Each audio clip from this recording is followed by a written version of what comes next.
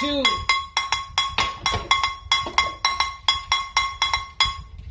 All right. Yes, we're in the middle of our Blogoversary video, and we decided to split it in two, but rather than have one 2-hour video like last year, we decided to split it up and do it into 2 parts. So again, hello everyone, welcome to the MustacheAndTheBeard.com, 2 great geeks. Changing the world, one post at a time. And as always, we are here. Oh, that's your part. Oh no, no, that's right.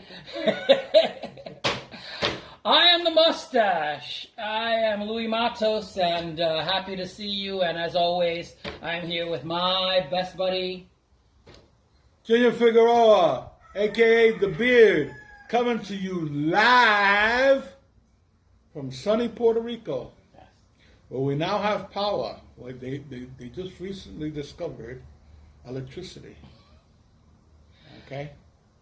And it's part 2 of our Blogoversary video, which hopefully you saw the first part and loved it. And loved us. Uh-huh. All right. And so we're going to move it right along. Me? No, it's him. No, him. Lance. Him, Lance. Lance the OMG. Go, OMG. 15 to 11. So 15 is Sam Spade. Okay, cool. 2 movies, 3 books, 4 short stories. Portrayed most famously by Humphrey Bogart. So I only put him at 15 though because realistically Sam Spade is only a one-trick pony. Yes. But The Maltese Falcon is a really good story, which is why it's on here. They did The Maltese Falcon, and then 5 years later they did a remake where they changed the characters, what they were searching for, and it was Satan Met a Lady, basically the same thing. And 5 years later they did The Maltese Falcon again with Humphrey Bogart, so Sam Spade could be higher on the list if he had done more stuff. Cool.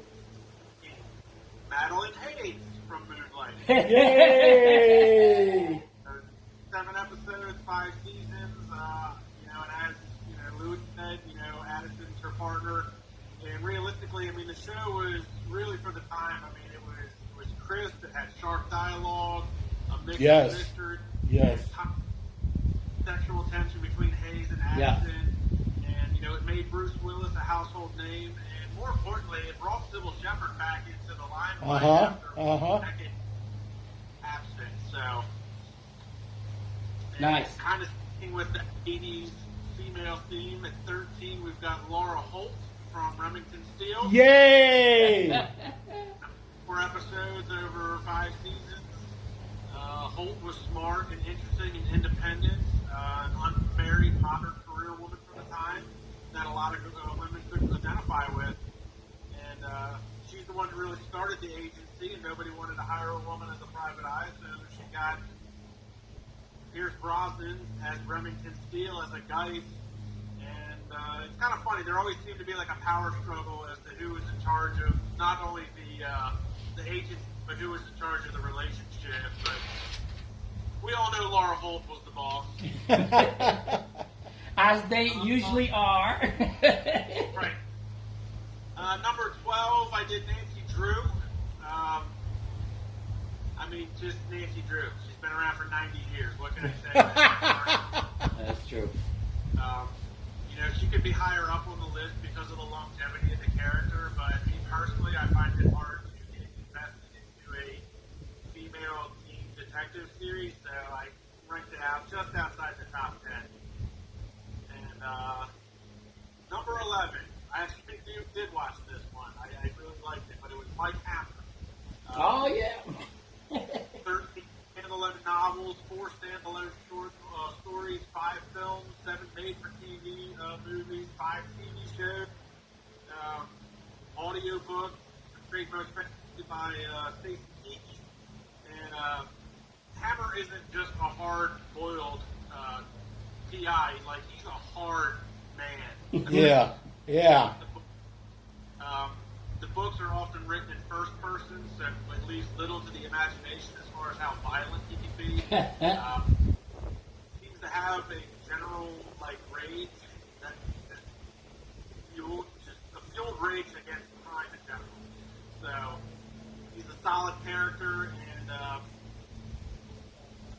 like to put them higher on the list because of Stacy Keach, but realistically, there hasn't been a reincarnation of them except for audiobooks since like 2008. Mm-hmm. So that is my number 11. Awesome. Not my number 15 is Peter Gunn, Lance. First appearance in the show Peter Gunn, 1958. His claim to fame: great jazz score, outstanding music. That's it. And and why him? Well, no, at the time, because I am old enough to remember this. At the time, nobody was cooler than Peter Gunn. There were a lot of TV private detectives, but he was the epitome of cool. Right on. So anyway, he's 15. Number 14 is Honey West. First appearance, This Girl for Hire, 1957. Her claim to fame: groundbreaking female character. Okay, a female private eye in 1957. Wow. Okay, at a time when females were either love interest, damsel in distress, or at best a femme fatale, she was a kick-ass hero. And so I chose her because I love kick-ass women. And you don't get more kick-ass than Honey West. And as played by Anne Francis in the TV show with that little mole next to her mouth. Oh, yeah. Oh, my God. Oh, my God. Anyway, number 13, Joe Mannix. Yay! First appearance is Mannix, 1967. His claim to fame: an 8-year television run, and it made Mike Connors a star. And why did I pick him? I love the character style. He managed, in 8 years, he managed to be a tough guy and a mush all at the same time. A little bit of trivia. Mike Connors was originally supposed to play Matt Helm, and they released him from his contract when Dean Martin agreed to do it. Wow. Nice. And number 12, John Shaft. First appearance, Shaft, 1970, the novel. Claim to fame: he's got a best-selling book series, hit movies, a TV series, comic books, and now the reboot movies. And why did I pick him? Let's face it, in his time, he was the Black James Bond. Enough said. And number 11, Thomas Magnum from Magnum P.I., 1980. Wow. The claim to fame: the show and character made Tom Selleck a star. It's that mustache. It's the mustache. And then why did I pick him?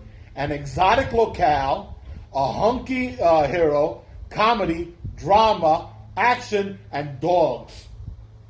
What is there not to like about this character? Okay.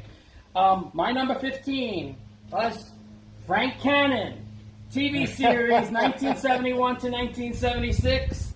CBS show, William Conrad, former cop turned PI. Why did I love this show? Because he was overweight, balding dude. However, it was highly violent. I mean, it was like he would smack you with his gun. I mean, it was awesome. He would shoot. He would get into fights. And he even showed him running a couple of times. Yeah. or trying to run. Yeah. All right, so number 15. Number 14 is Spencer for Hire was the name of the show. Robert B. Parker was the writer of the character. From September 20th, 1985 to 1988, Robert Urich and Avery Brooks as Hawk. So Spencer, without a name other than it's Spencer. They didn't have a Joe Spencer. No, it was Spencer. And Hawk. I mean, Avery Brooks and Robert Urich were the epitome of cool. That's why they're on my list, because they made it cool. All right. And then number 13, moving right along, is Mike Hammer from the novels Mickey Spillane. 1947 was when he first started writing. 13 novels in film, in radio, in TV.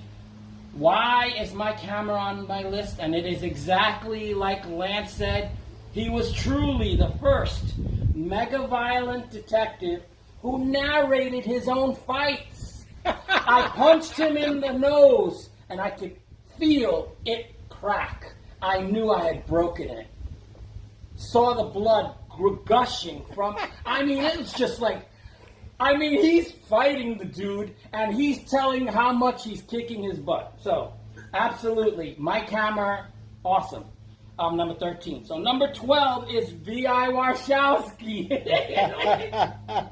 Or Victoria Iphigenia Warshawski. From 1982, Sarah Paretsky was the writer. Obviously, you know, I do the whole author thing. But yeah, the Kathleen Turner movie, it was funny. It was a comedy. But she's not like that in the books. So, yes, gruff exterior, mushy interior, absolutely. So that's my number 12. Number 11. Yeah, go ahead, Lance. You were going to say something? Lance? So she was ready to beat the Chicago. Oh, right, Chicago.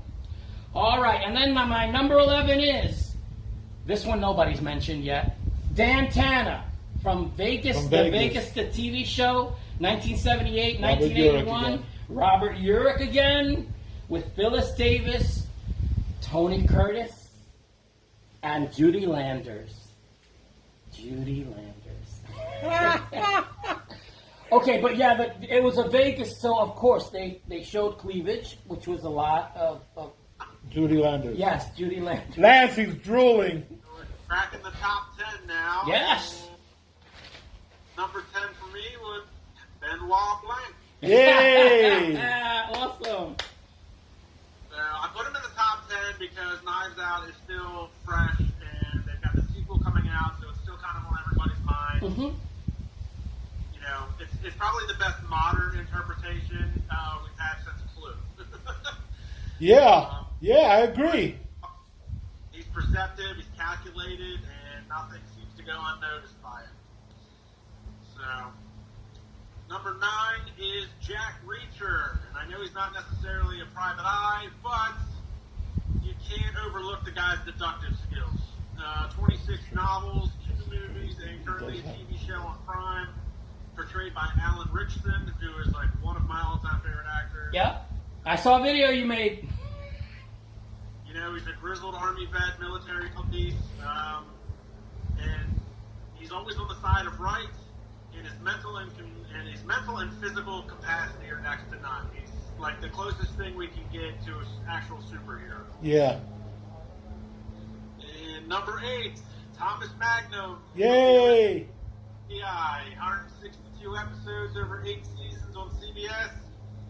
Sly and cunning, Magnum's relaxed and easygoing mentality often clashed with the Dickens. Yep. Nonetheless, Magnum operated cases that suited him more than anything, while also doing private security work for the unseen Robin Masters. And number 7, God bless her, Jessica Fletcher. By Angela Lansbury, 264 episodes over 12 seasons with 4 made-for-TV movies. She may have been a retired English teacher, but that didn't stop her from becoming a notable crime solver and author. And while the local police were quick to arrest the most likely suspects, Fletcher was able to ask more astute questions and evidence to prevent local law enforcement. And she's obviously top 10 for the longevity of it. Realistically, probably could have ran for a few more seasons had CBS not changed what night he came on. And number 6, good old Joe Mannix.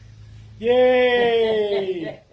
94 episodes over 8 seasons at CBS. He was the archetype. He's the biggest archetype you can get for a detective. Like, he is the epitome of a PI. Yeah. Poppy had a problem with authority. He's unwilling to get with the times. He's going to do things his way, but he made it work.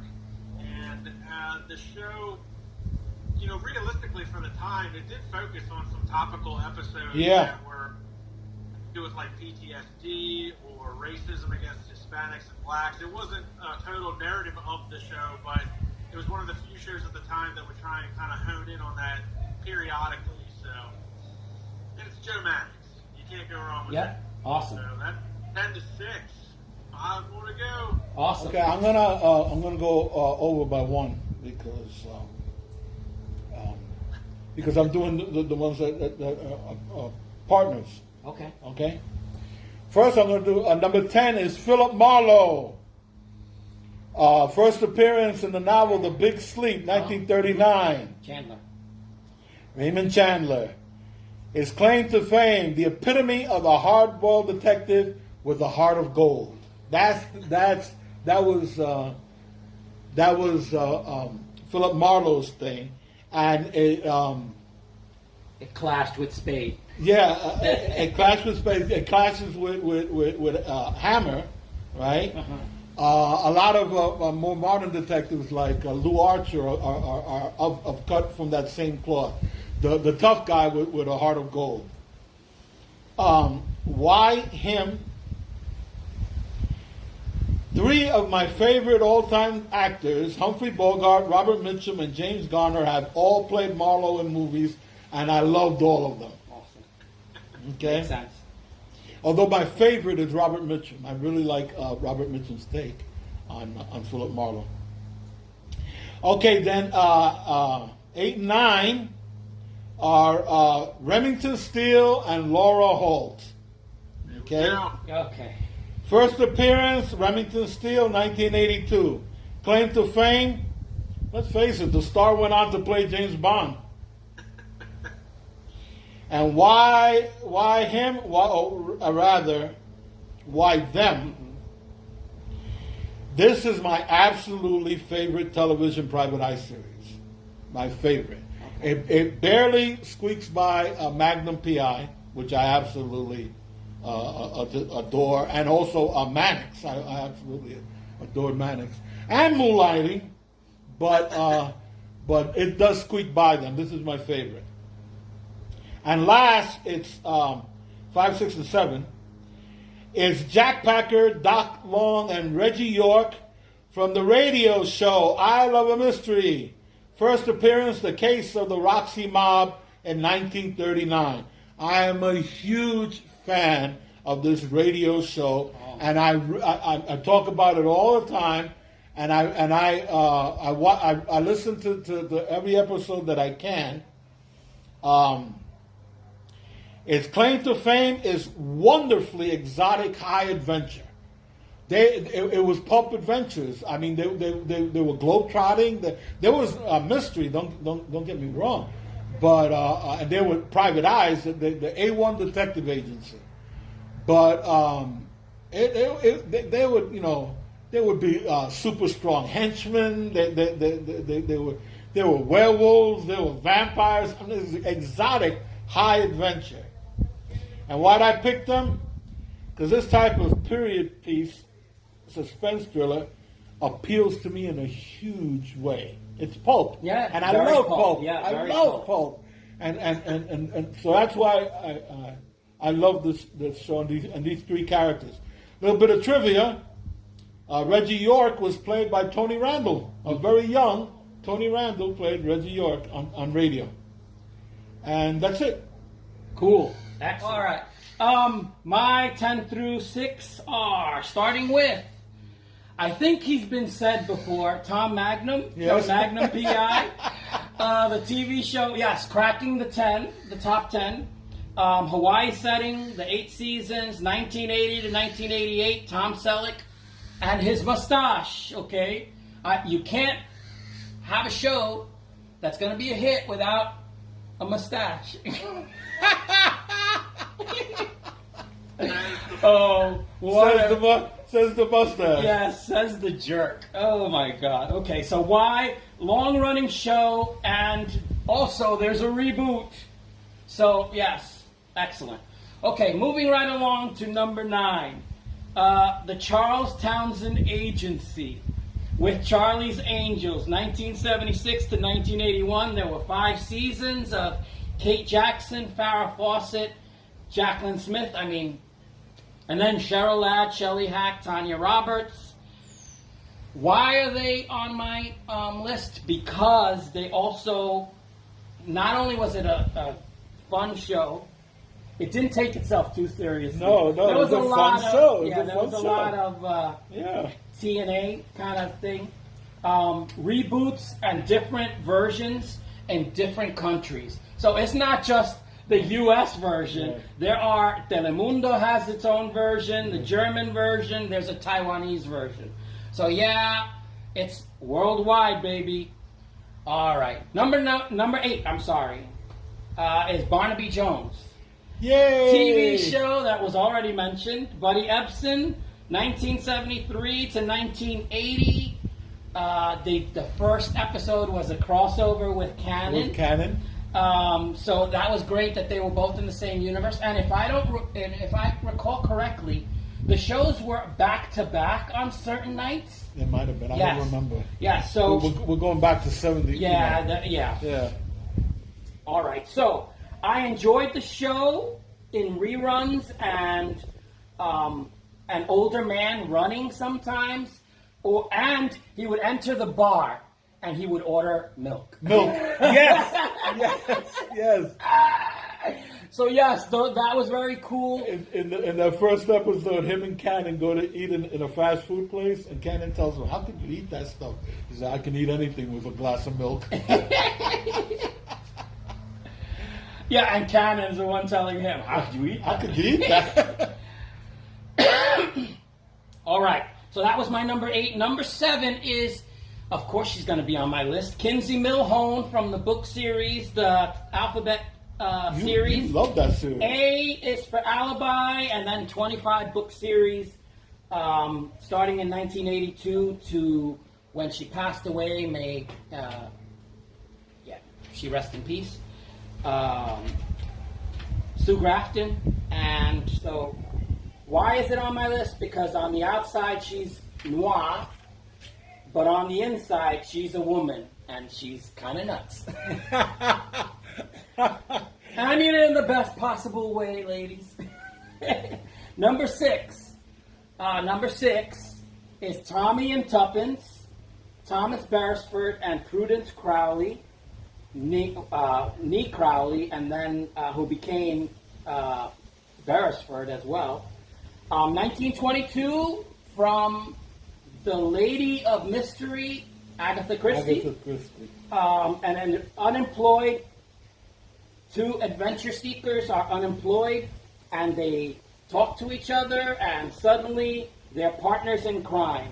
Why? Their spectacular, witty repartee made them, they only did 6 novels, but they were witty, fast-talking, and fun. All right, and that is my 10 through 6. Take it away, Lance. The 1. Number 5 is good old Jim Rockford. Yay! Rockford Files, 123 episodes over 6 seasons, 8 made for TV movies, obviously played by good old James Garner. Love James Garner. Cornerstone best produced Maverick and Rockford.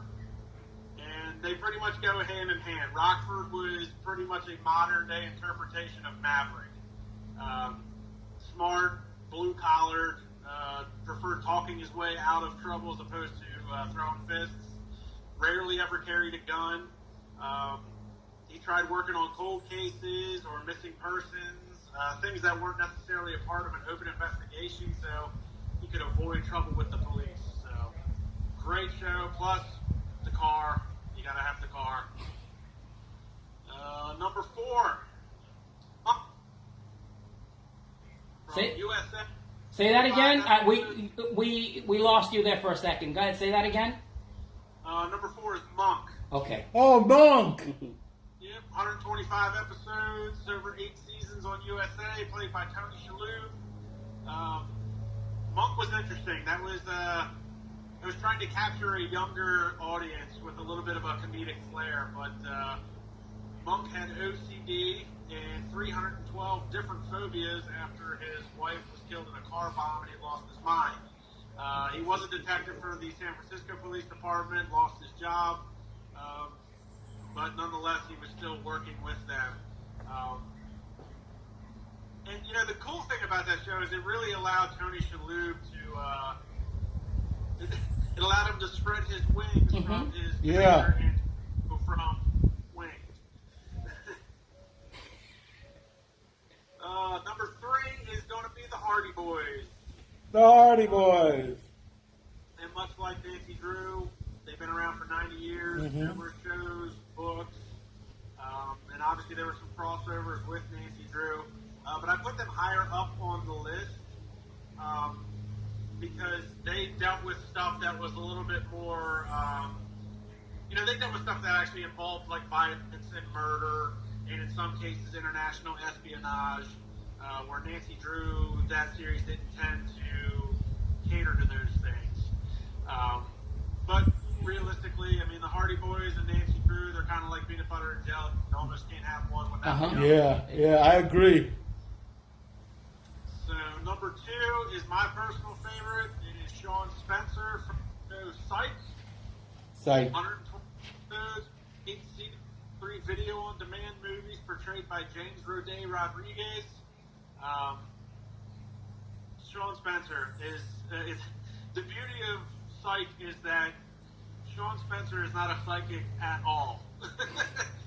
So he's got an astute ability of observation, which allows him to see things that most people overlook. But in order to be taken seriously, he portrays himself as a psychic in order to help the police department and creates a psychic PI agency. So the show is hilarious.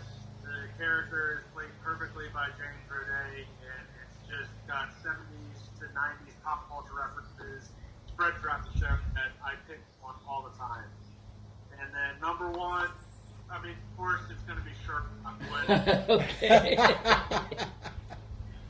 I mean, he's not my favorite, but like, you can't have any other private without Sherlock. You know, and always claimed to be the world's greatest detective. So he's a no-nonsense guy. He goes above and beyond what it takes to solve a case.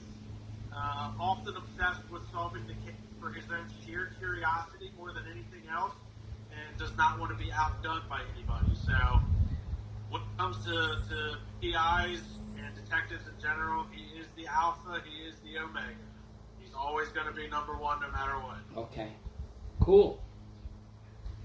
Good list, Lance. Good list. Okay, I went over 1 last time, so I'm starting at number 4. Okay. My number 4 is Hercule Poirot, the Belgian detective created by Agatha Christie. A first appearance, The Mysterious Affair at Styles, 1920.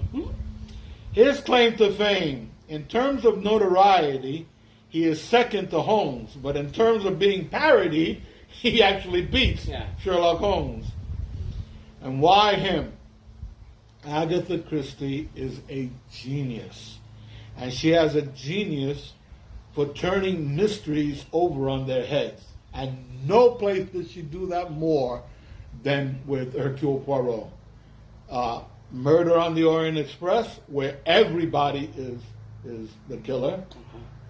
There are stories where Hercule Poirot's Watson turns out to be the killer, where the detective turns out to be the killer. And then in the final Hercule Poirot story, Hercule Poirot is the killer. Nobody could get away with that but Agatha Christie. Okay, now number 2 and 3 is a duo again. It's Nero Wolfe and Archie Goodwin. Now, the reason why I gave Archie Goodwin his own entry is because he has a PI license, you know? Unlike, say, Dr. Watson, who never did, although he was Sherlock Holmes' associate, he was never a private investigator. Archie is a private investigator in his own right. Their first appearance was in Furtherlands, 1934. His claim to fame, Nero Wolfe is the worthy successor to Sherlock Holmes. And why did I pick him? I love them. I love their relationship. I love the stories. I love the mysteries. I love the whole ambiance of the books and the TV shows. So that's why they're 2 and 3 on my list. And number 1 is, of course, Sherlock Holmes. Awesome. First appearance, A Study in Scarlet, 1887. His claim to fame, he is the big kahuna of all detectives and set the template. And why did I pick him? Because he's one of my all-time favorite fictional characters. He's in my top 3. Yay. So that's my Awesome. my 5, my number 1. It's time for my top 5, my last 5. Starting with Benoit Blanc. He had to be up on the top of the list. So, Knives Out movie, 2019. Younger Hercule Poirot with 2 sequels on the way. December 2022 is the next one. So, we're watching that. Ready? And Daniel Craig, amazing. Hopefully partnered with Marta Cabrera, Ana de Armas, but we found out that she's not in it, damn it. No. Yes, really loved having her as his sidekick, kind of Watson character. All right, now, the next 4 are all literary characters. That's why I wanted to make sure I had a TV kind of film star as my number 5. And Benoit Blanc, because of the modern, it fits the bill. All right, so number 4 is The Experiences of Loveday Brooke, Lady Detective, written in 1894. 1894. Catherine Louisa Purkis preceded Lady Molly by almost 20 years, and female empowerment symbol. Although, a lot of people use it as a female empowerment symbol, except for the fact that her stories are not mysteries. They're pretty much her solving like family crises and stuff like that, and it's just like, really, this is the person that we hold up as, so Loveday Brooke, she's number 4 because as a female empowerment symbol, not that great. Other than the fact that it was 1800s, before actual Scotland Yard employed actual female detectives. Right. So 20 years before. So that's why. Number 3 is Hercule Poirot. Yes. 1920, The Mysterious Affair at Styles by Agatha Christie. Loved the Belgium accent that he uses that is ridiculed in a lot of places. 33 novels, 2 plays, 50 short stories, movies, TV. Listen, Agatha Christie, Amazing. the queen of mystery. Amazing. All right. Amazing. Moving on to number 2. Number 2 is Lady Molly of Scotland Yard, okay? A collection of short stories by Baroness Orczy, published in 1910. Female detective working for the police. So she's working for the police, and her boyfriend gets incarcerated, and so she quits the police and accepts starting a detective agency. And her first case is to get her boyfriend, soon-to-be husband, out of jail. Right. All right, so that is why Lady Molly's on my list. So yes, she quits the police to pursue independent sleuthing. And then, to become married, which is very Victorian. Yes, she was working for the police as a detective, but she quits the police so that she could get married and be made an honorable woman. All right. So yes, those are the empowerment narratives that we have back then. All right. So and then of course the last number one on my list. Yeah, everybody said it already. I'm glad we're all in agreement that I don't have to argue with anybody. Sherlock Holmes by Sir Arthur Conan Doyle. Hundreds of books of him and his relatives, because now not only him, it's his relatives too. Morgan Holmes, Enola Holmes, Mycroft Holmes. Listen, they all do detective sleuthing because they're all brilliant. So movies, TV, radio, if there was a place, so anywhere where there's a medium, Sherlock Holmes tapped that market. And so he is, without a doubt, between all three of us, number one detective of the world. Yeah. Past, present, and future. All right. Lance, we thank you for being with us. Really appreciate you joining us for this video. Yay, we got to do this more often. Our Blogoversary video with these top 25 detectives, private investigators. So, thank you very much. Is there anything else you want to say? Obviously, thank you for letting me be a part of this. Thank you for letting me be a part of, the blogs and the website to begin with. This was a lot of fun. It's interesting to see how everybody's lists are similar but different. Yeah. Mine obviously being the younger generation, mine's a lot more TV, movie driven than anything. And then you kind of got Junior, who's a bit mixture of both, more TV, movie media, but still some reading. And then Louis, obviously the literary guy. Everything's almost, a novel or a book. So it's really cool seeing the disparities, but also the how common they are. We all had a lot of the same characters on the list, just in different spots. So. Yeah, we like the same things. It may be different characters, but we like what the stuff. Like for example, I had Honey West. You had Wachowski. But we both like the same thing about those two characters, those two female private eyes. Yeah. I think that's cool. And again, I think Wachowski that is really an underrated character. Yeah. I agree. Like, the more I looked into it, because I had heard, I had seen the movie, okay? Obviously, it's a terrible, obscure movie. It's definitely something I've seen. So, when doing the research, you find out, okay, so this is actually based off some novels, and then you start, reading into the novels a little bit and the character, and, just what a disservice the movie did to the character itself. And it's like, you look into that, it's like, Wachowski would be like, it's just prime to be picked for something that is true to the character. So, if I had to pick one that I would love to see done in some sort of movie or film adaptation, it would definitely be that one over anybody else.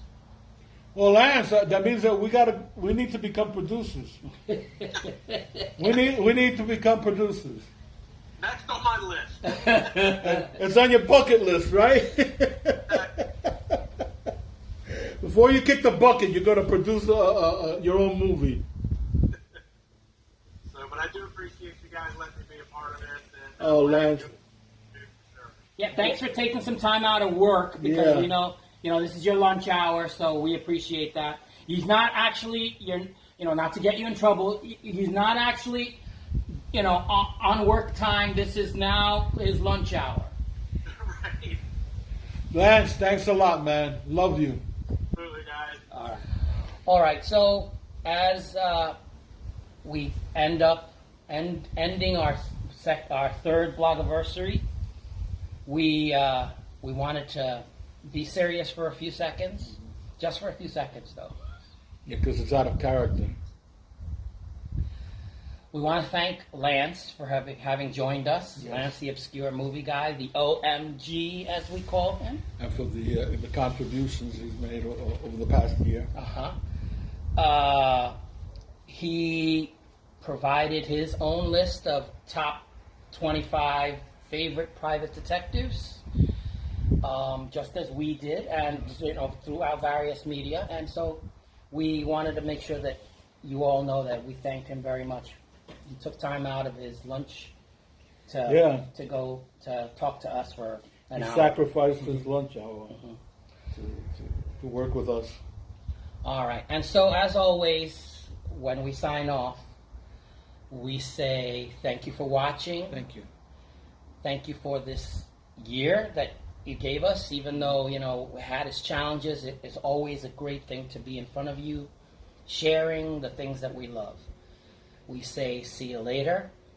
Oh, my name is Louis Matos. I am the Mustache. And I'm Junior Figueroa. I be the beard. we say see you later. Hasta la vista. Take it easy. And peace.